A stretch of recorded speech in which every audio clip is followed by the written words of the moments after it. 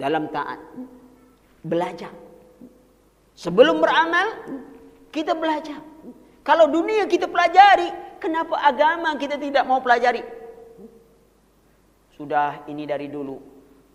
Sebab salah memahami agama, bahaya. Ambil satu ayat, uqtulul musyrikin haitsu wajadtumuhum. Bunuhlah orang musyrik dimanapun kalian berada. Pakai akal, pakai otak, akhirnya ngebom. Bayangkan mati bunuh diri berdosa tak? Dosa. Ini bunuh orang lain lagi. Gimana? Bunuh diri sendiri aja, tidak bunuh orang belum tua, bunuh diri saja berdosa. Sekarang bunuh orang lain, nambah dosanya. Maka itu Rasul katakan, Rasulullah sallallahu alaihi wasallam bersabda, "Man qatala mu'ahadan lam yari raihatal jannah." Siapa yang membunuh orang kufar yang terikat perjanjian dengan pemerintah atau kaum muslimin, dia tidak mencium bau surga. Tapi kena salah paham. Ya.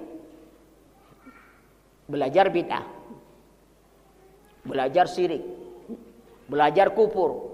Padahal kita belajar masalah kesyirikan, kita belajar masalah bid'ah, kita belajar masalah kekufuran, agar kita tak jatuh ke dalam kesyirikan, tidak jatuh dalam kebid'ahan, tidak jatuh dalam kekufuran.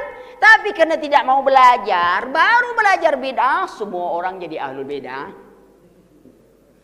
Baru belajar syirik, semua orang jadi musyrik. Baru belajar kafir, semua orang jadi kafir.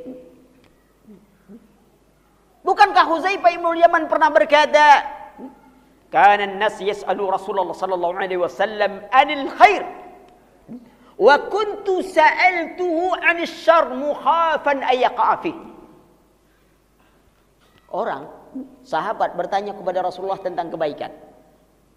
Aku bertanya pada Rasul tentang keburukan karena aku takut jatuh ke dalamnya.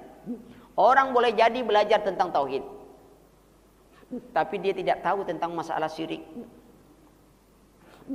Akhirnya dia terjatuh ke dalam kesyirikan. Orang tidak tahu masalah bid'ah, tahu sunnah, tahu tidak masalah bid'ah, bisa dia jatuh. Saking semangatnya ngamalkan. Salat subuh dibuatnya 4 rakaat. Teman-teman nanya, kau sholat subuhnya 4 rakaat? Biasa, kata dia. Kok biasa?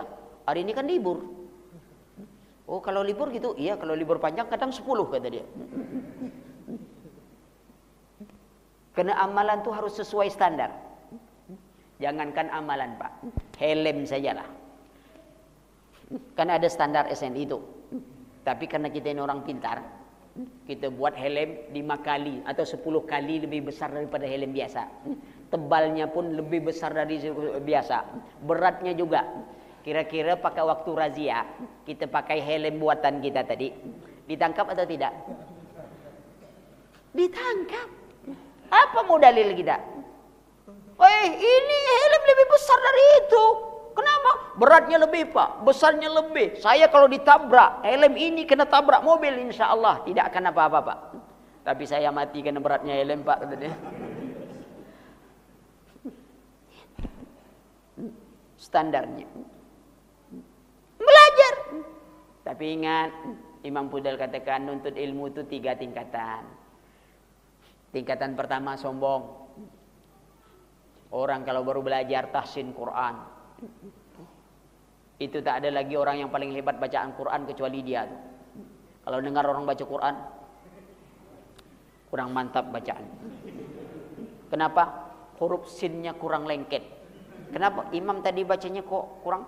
Ihdinas siratal mustaqim. Dia tak nengok imam tuh giginya tadi copot gitu. Dialah buruk sangka dulu. Tapi karena baru belajar, wah, nyombong. Dia tak ada lagi di Cirebonnya yang paling hebat bacaan Quran kecuali dia. Maka itu belajar terus. Nanti akan timbul tawadhu. Lihat Imam Sufyan Tsauri. Imam Sufyan Tsauri rahimahullah ini gelarannya Pak Amirul Mukminin fil hadis. Orang yang bergelar Amirul Mukminin fil hadis, itu hafalan hadisnya ya tak banyak-banyak lah, sekitar 300.000 sampai 1 juta hadis. Tapi orang tak kenal dengan dia, kecuali ulama-ulama yang lain. Suatu ketika beliau ingin pergi ke Mekah, uang habis, dilihatnya ada kafilah, permisi, boleh tak saya ikut ke Mekah? Ikut, tapi dengan syarat jadi tukang masak. Imam besar jadi tukang masak, Pak. Sampai di jalan orang Arab kan masak roti. Mungkin Imam Sufyan Tsauri tak biasa masak, hangus rotinya. Begitu diantar kepada pimpinan kafilah, langsung ditampar. Orang ini tak tahu ini imam besar, ulama besar, ditampar. Padahal dia secara pribadi sudah kenal namanya. Imam Sufyan Tsauri, dia sangat menyintainya. Orangnya tawadu, rendah hati, suka menolong. Tapi dia tak kenal sama orangnya. Dia pula yang menampar gitu. Sampai di Mekah, orang lihat Imam Sufyan Tsauri yang kenal, langsung datang. Tanya, pimpinan kafilah yang menampar tadi, tanya sama orang, siapa itu? Kamu tidak tahu dia? Enggak. Siapa dia? Itulah Imam Sufyan Tsauri. Pak, bayangkan kita baru nampar imam besar masa. Ya, kalau saya umpamanya ini saya umpamanya ditampar di Cirebon. Ente belum kenal Ustadz Ali di Riau ya. Awas ente sampai di Riau ya. Anak tampar dengan kaki ya. Tapi Ustadz Ali, Pak, ini Imam Sufyan Tsauri. Begitu orang itu datang minta maaf, apa jawab beliau? Saudaraku, orang yang menghanguskan masakan orang lain memang layak untuk ditampar. Subhanallah, tawaduknya imam. Kita tak disalamin orang, tak kenal sama saya ya. Memang keterlaluan. Padahal orang memang lalu-lalu saja begitu kan. Ilmu. Belajar terus, timbul tawadu, belajar lagi, baru kita sadar kita bodoh. Maka itu kalau kita sudah tahu kita bodoh, itulah lumayan Pak. Sebab kita susah kalau ngajak orang yang serba tahu. Serba tahu Pak, terpaksa kasih tempe saja. Yang lain dia tahu saja. Oh ini tahu, oh ini tahu, oh ini tahu. Maka itu ulama kita kan, belajarlah mengatakan saya tidak tahu. Bagaimana? Allahu a'lam. Tapi kata-kata Allahu a'lam jangan salah tempat. Kita ini saking ingin mengamalkan salah tempat. Kadang-kadang yang dilarang itu penempatannya yang salah. Allahu a'lam. Lalu ada teman ngomong, buatkan nasi goreng. Allahu a'lam. Itu salah tempat tuh namanya Pak. Omongan baik, tapi harus di tempat juga yang sudah ditentukan. Kalau saya ambil air minum nih, lalu saya berdoa, Allahumma inni a'udzubika minal khubusi wal khaba'is. Kira-kira bacaan saya itu baik atau tidak? Baik kan?